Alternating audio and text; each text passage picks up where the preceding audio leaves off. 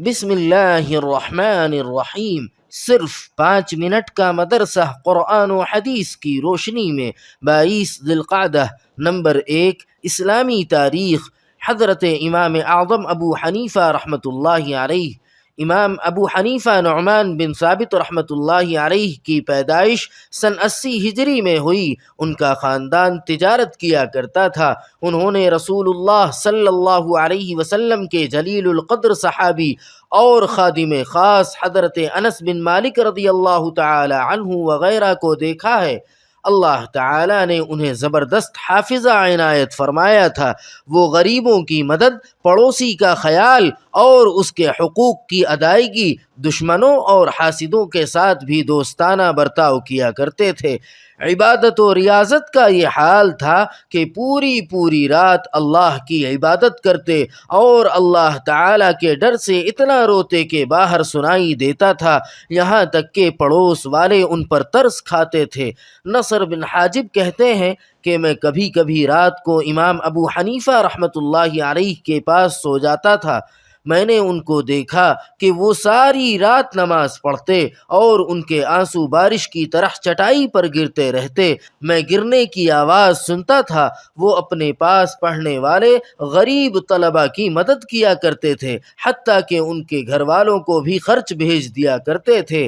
حاکموں اور بادشاہ سے بہت دور رہتے، ان کے ہدایا اور تحائف قبول نہیں کرتے تھے۔ ایک مرتبہ امام اعظم ابو حنیفہ رحمۃ اللہ علیہ کی بے باکی اور حق گوئی سے متاثر ہو کر خلیفہ منصور کی بیوی نے 50,000 درہم، ایک باندی اور ایک خوبصورت سواری آپ کی خدمت میں بھیجا، مگر یہ کہہ کر واپس کر دیا کہ میں نے جو کچھ کہا ہے وہ اللہ کے لیے ہے اور اس کے دین کی حمایت میں کہا ہے، میرا مقصد دنیا کمانا نہیں ہے۔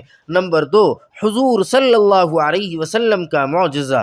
غزوہ حدیبیہ کے موقع پر ایک خاص معجزہ۔ حضرت براء بن عازب رضی اللہ تعالی عنہ فرماتے ہیں کہ صلح حدیبیہ کے دن ہم لوگوں کی تعداد 1400 تھی۔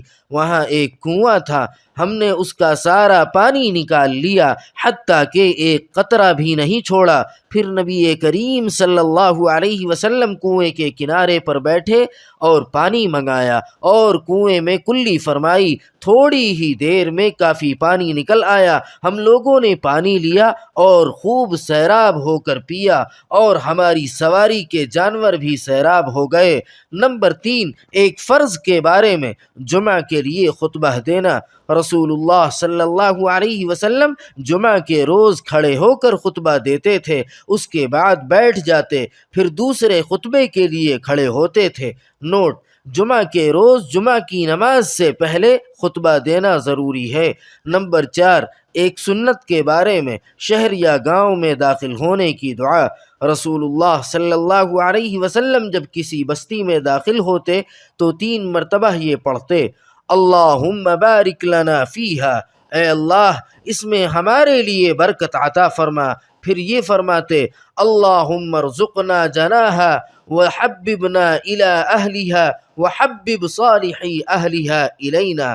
ترجمہ: اے اللہ اس بستی سے ہمیں فائدہ نصیب فرما، یہاں کے لوگوں کے دلوں میں ہماری محبت پیدا فرما اور یہاں کے نیک لوگوں کی محبت ہمارے دلوں میں پیدا فرما۔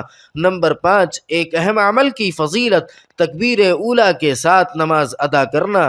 رسول اللہ صلی اللہ علیہ وسلم نے فرمایا: جو شخص اللہ کے لیے 40 دن جماعت کے ساتھ نماز پڑھے، اس طور پر کہ تکبیر اولیٰ فوت نہ ہو، تو اس کے لیے 2 خلاصیاں لکھ دی جاتی ہیں، ایک خلاصی جہنم سے اور ایک نفاق سے۔ نمبر 6، ایک گناہ کے بارے میں، ظلم و زیادتی کرنا۔ قرآن کریم میں اللہ تعالیٰ فرماتا ہے: جو اپنے اوپر ظلم کیے جانے کے بعد برابر بدلہ لے لے تو ایسے لوگوں پر کوئی الزام نہیں۔ الزام تو صرف ان لوگوں پر ہے جو لوگوں پر ظلم کرتے ہیں، ناحق دنیا میں سرکشی کرتے پھرتے ہیں، یہی وہ لوگ ہیں جن کے لیے دردناک عذاب ہے۔ نمبر 7، دنیا کے بارے میں، مال و اولاد کی محبت۔ قرآن کریم میں اللہ تعالی فرماتا ہے مال و اولاد کی کثرت اور دنیا کے سامان پر فخر نے تم کو اللہ کی یاد سے غافل کر دیا ہے یہاں تک کہ تم قبرستان جا پہنچتے ہو۔ ہرگز ایسا نہ کرو، تم کو بہت جلد معلوم ہو جائے گا۔ نمبر 8، آخرت کے بارے میں قیامت کے دن امیر و غریب کی تمنا۔ رسول اللہ صلی اللہ علیہ وسلم نے فرمایا قیامت کے دن ہر مالدار اور غریب آدمی یہ تمنا کرے گا کہ کاش اس کو دنیا میں صرف گزارہ کرنے کی روزی دی جاتی۔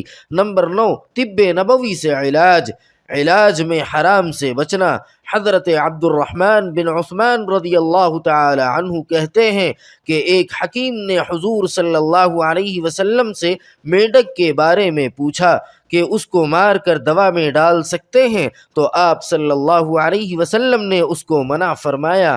نمبر 10، نبی صلی اللہ علیہ وسلم کی نصیحت۔ رسول اللہ صلی اللہ علیہ وسلم نے فرمایا جب تم کسی کام کا ارادہ کرو تو غور و فکر کے بعد کرو یہاں تک کہ اللہ تعالی اس کا صحیح انجام دکھلا دے۔ سبحان ربک رب العزت عما یصفون وسلام علی المرسلین والحمد للہ رب العالمین۔